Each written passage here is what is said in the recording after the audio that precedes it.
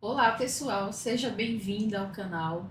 O assunto de hoje é o que é que acontece com as pessoas que têm medo de compaixão. Primeiro ponto para lembrar aqui um pouco é que o medo da compaixão está muito relacionado a questões de memórias traumáticas na infância, ou seja, quando uma pessoa ou um cuidador estava prestando cuidado, cuidando dessa pessoa, essa pessoa de repente que estava cuidando não cuidava bem, ou então o cuidado estava associado a algum tipo de sofrimento. Então não é incomum que essas pessoas, quando você ofereça algum tipo de ajuda, algum tipo de apoio, elas fiquem um pouco com medo, né, da sua compaixão. Mas não é só isso. Eu vou trazer aqui daqui a pouco algumas questões de saúde mental que estão relacionados a indicadores de saúde mental negativo, como por exemplo, depressão, ansiedade. Vamos lá?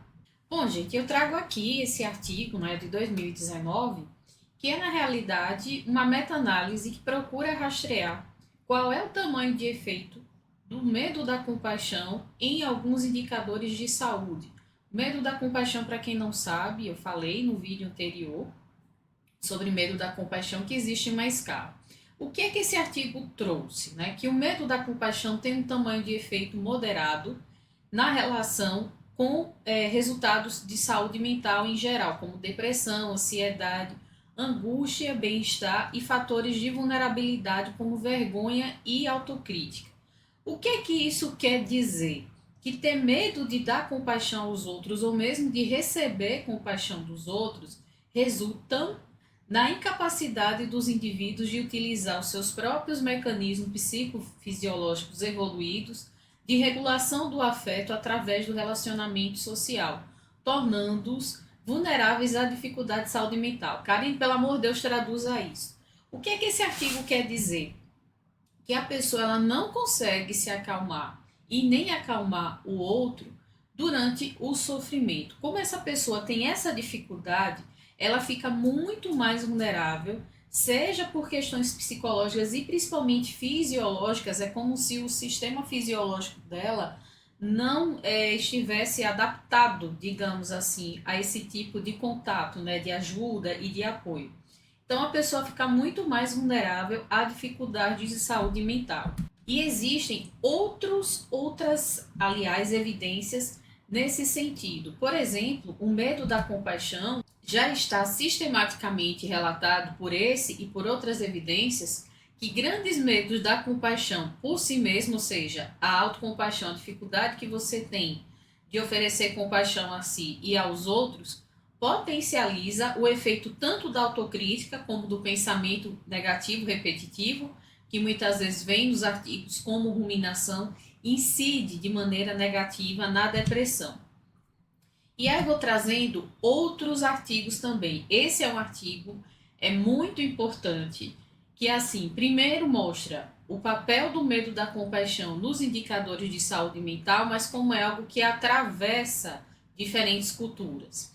Foi um artigo feito durante a pandemia da Covid-19, capitaneado por pesquisadores de Portugal, em específico pela professora Marcela Matos, em que se identificou que o medo da compaixão durante a Covid-19 trouxe as seguintes questões.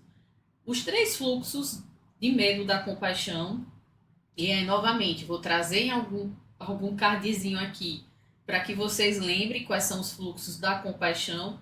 Ele prediz níveis mais altos de depressão, de ansiedade, de estresse, de menor segurança e ligação com os outros. E por que isso, gente? Para quem recorda, durante a pandemia da Covid-19, além do sofrimento, né, lógico, a gente se sentiu muito sozinho. Então, são pessoas que tiveram dificuldades em receber, né, ajuda e apoio durante esse sofrimento, mas também de dar. É como se a pessoa estivesse sozinha, isolada, e aí começa a autocrítica, o pensamento negativo. Então, esse medo da compaixão amplificou, potencializou o impacto da ameaça percebida da Covid-19 no sofrimento psicológico. E esses efeitos eles foram consistentes em diferentes países e diferentes continentes. Caso vocês queiram, eu posso até disponibilizar o artigo para que vocês leiam na íntegra, para ver quais foram os países, mas foram diferentes países e diferentes continentes, todos os continentes do mundo, em que isso foi identificado. Por que é importante falar também do medo da compaixão? Para você entender o que é que acontece e o que é que se passa. É que a terapia focada na compaixão, ela vai atuar justamente na diminuição dos medos da compaixão.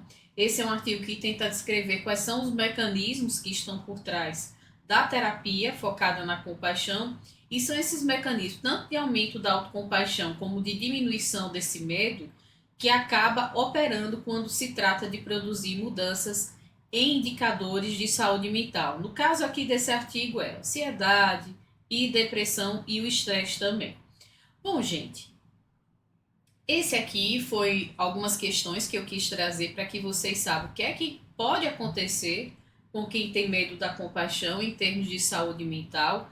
Se vocês querem que eu explique mais alguma coisa, fiquem à vontade e não se esqueça de se inscrever no canal, de dar um like se gostou, de dar um dislike se você não gostou, ou mesmo de recomendar esse vídeo para alguma outra pessoa. A gente se vê na próxima. Até mais!